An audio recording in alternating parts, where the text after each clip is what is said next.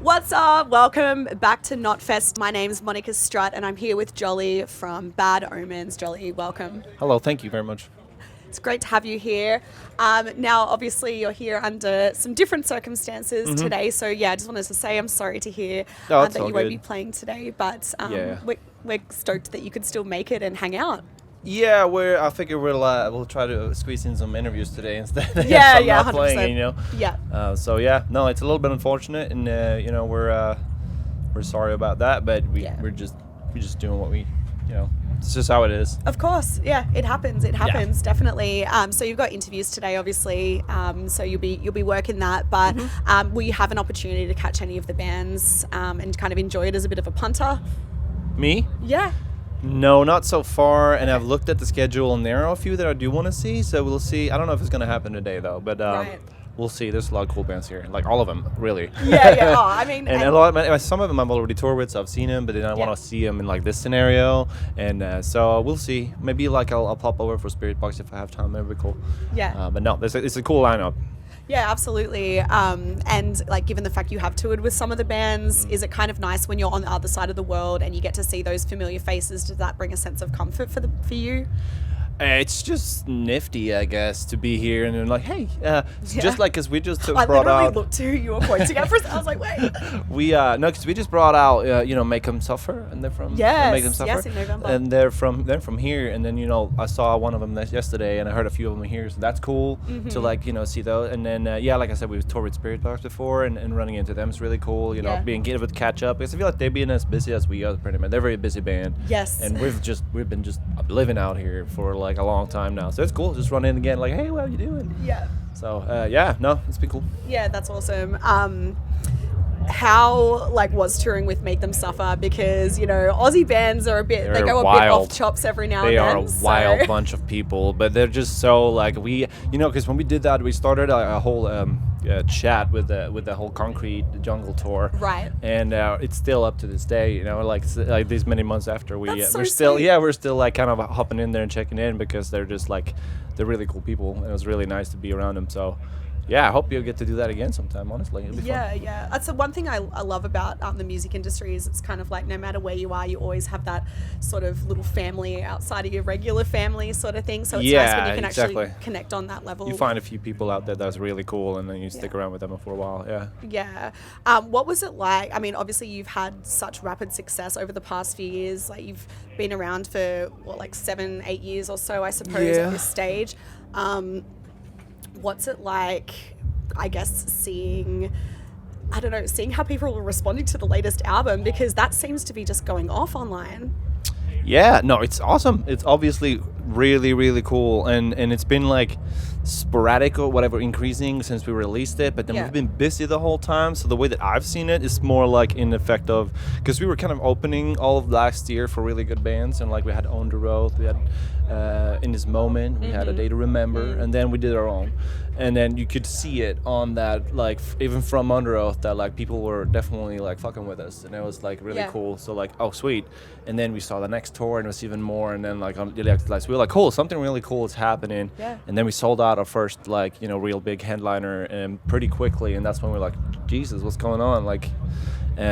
So now, I mean, it's settling in nicely. We're out here and we're just very focused. We just we're trying to do everything really good every day, and everybody's trying their very best, and we have for a long time. So it's just really happy to see it pay off, and I'm really stoked that people like the songs that we're writing. Yeah, it must be incredible to go from an opening for those amazing bands, and then now you're headlining, and to have it be your own show. That must be a really gratifying feeling. Yeah, being able to headline is our thing, in the sense that then we can really show what we're about, when we can bring out the full lights and the full full shebang, so that's what we really are focusing on and really trying to do, so that people leave with that experience of shit, that was sweet.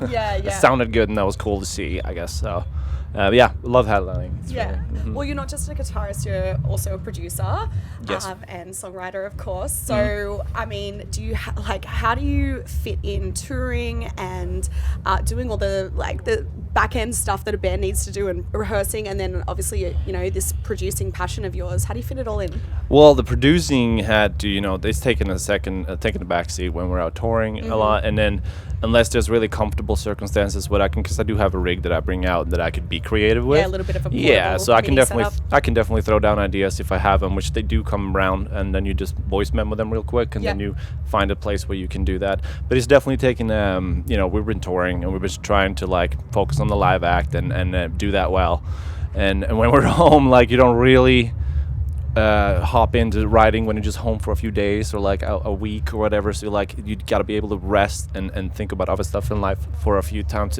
just to be able to get ideas in the future too. Yeah.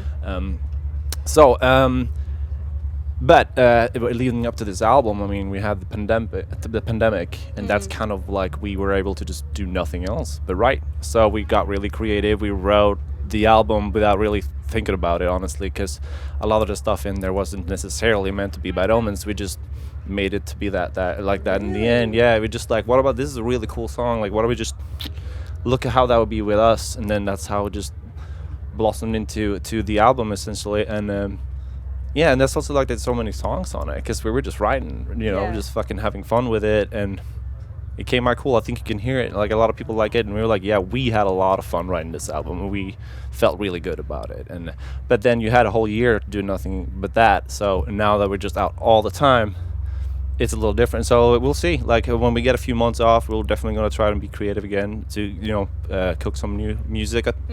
But we can't trust a pandemic to happen every 3 years.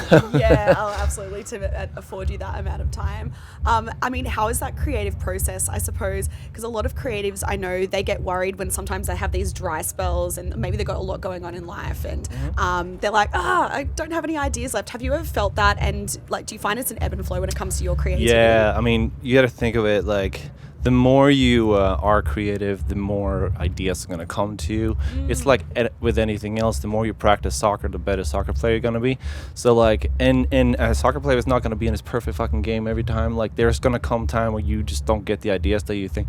Just don't force it. Maybe like open up a new project, try something different, or fucking, play another band song to just get some, or listen to music, watch movies, like get inspiration from other sources if you like you're having a dry spell.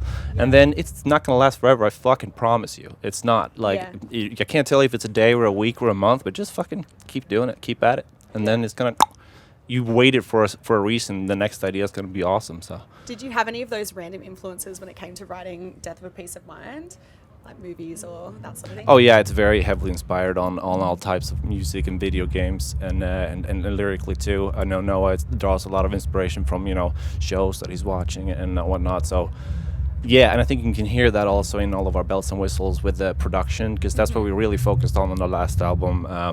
It's not just the four of us playing our instruments. It's like a lot of things going on that we had to design around it. And that's something that we're really passionate about. We really like it because it sets a mood. It sets, like, you can feel like, it feels like I'm in a dystopian, futuristic. And then that's just because we designed it like that, sort of. And it's very fun to do that, and I think we did a pretty good job at it. And I think that's also what people recognize, that it's cool. Yeah, it's definitely a mood. Yeah, it's fun.